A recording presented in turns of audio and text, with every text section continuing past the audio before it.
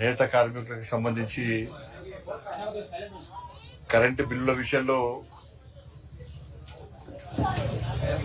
గత పాలకులు గత ప్రభుత్వం మోసం చేసింది, తిరిగి ఈ ప్రభుత్వం కూడా మోసం చేస్తున్నారు. గతంలో బీఆర్ఎస్ పార్టీ ప్రభుత్వం 50% సబ్సిడీ ఇస్తా అని చెప్పి ఇస్తాను మోసం చేసి పీకిన వాళ్ళు. ఇప్పుడు ఈ ప్రభుత్వం ఎన్నికల ముందు చెప్పింది, ఎన్నికల తర్వాత కూడా చెప్పిన నాయకులు, కానీ ఆచరణలో మాత్రం చూపెట్టే ప్రయత్నం చేస్తలేరు. మోసం చేయడంలో ఇద్దరు ఆడదిరిపారు, ఆ పార్టీ ఈ పార్టీ. ఇప్పుడు అంతకుముందు 10 సంవత్సరాలు ఉంటే మేము 50% సబ్సిడీ ఇస్తున్నారు. దాని తర్వాత ఏం చేశారు, వాళ్ళ పార్టీ వాళ్ళ వైపు మళ్ళీ కోర్టు పంపిస్తారు. ఇక కేసీఆర్ గవర్నమెంట్ సేమ్ అదే కదా, నోటిఫికేషన్ ఇచ్చుడు వాళ్ళకి కోర్టు పంపుడు, ఏదైనా స్కీమ్ అనౌన్స్ చేసుడు వాళ్ళకి కోర్టు పంపుడు, మళ్ళీ దాన్ని వేరే పార్టీ వినట్టుడు.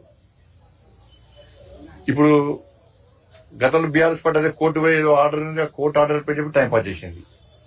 మిగతా వాటికి కోర్టు ఆర్డర్లు పనిచేయి, కోర్టు పట్టించుకోరు, కానీ వీటి మాత్రం పట్టించుకుంటారు. ఇస్తాను మొదలు చేసేది ఈ ప్రభుత్వం వచ్చింది, వీళ్ళు కదా చెప్పారు.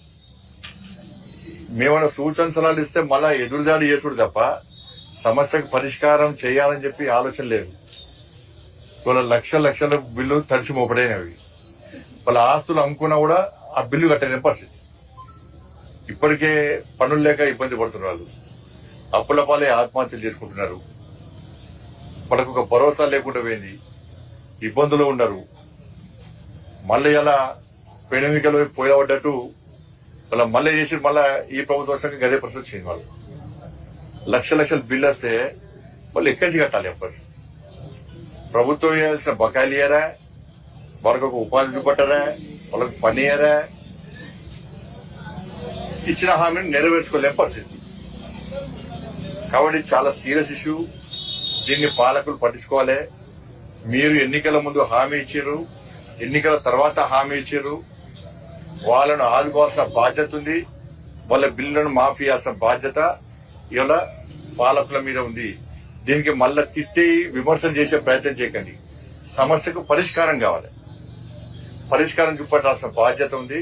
ఇప్పటికే నేత కార్మికులందరూ కూడా అసలు మొత్తం వాళ్ళ బతుకులే ఆగమైపోయినాయి. ఇప్పటికీ ఈ విషయంలో అవసరం వస్తే రాష్ట్ర ముఖ్యమంత్రి గారు కూడా లెక్క రాస్తున్నాయి. ఇప్పుడు నేత మీ ప్రభుత్వం కూడా హామీ ఇచ్చింది ఉపాధి కల్పిస్తామని చెప్పి, ఎప్పుడు ఎలక్షన్